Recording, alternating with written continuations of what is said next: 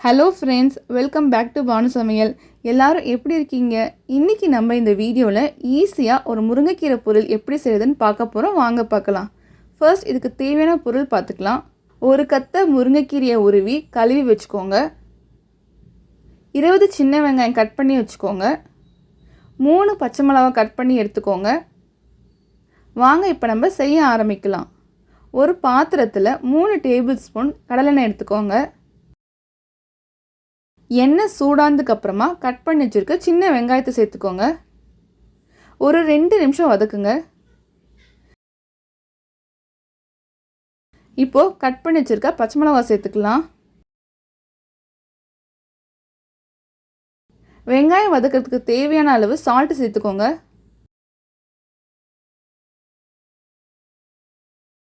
வெங்காயத்தை நல்லா பொன்னிறமாக வதக்குங்க. வெங்காயம் நல்லா வதங்கிருச்சு. இந்த ஸ்டேஜில் நம்ம கழுவி வச்சுருக்க கீரையை சேர்த்துக்கலாம்.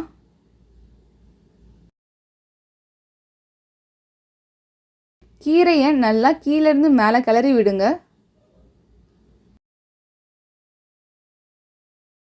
இப்போது கீரைக்கு தேவையான சால்ட் சேர்த்துக்கோங்க. அது கூட 1/4 டீஸ்பூன் அளவுக்கு மஞ்சள் சேர்த்துக்கோங்க.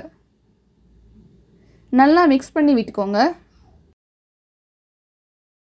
ஒரு 5 நிமிஷம் நல்லா வேகட்டும். இப்போது ஒரு 2 கப் அளவுக்கு தண்ணி சேர்த்துக்கோங்க.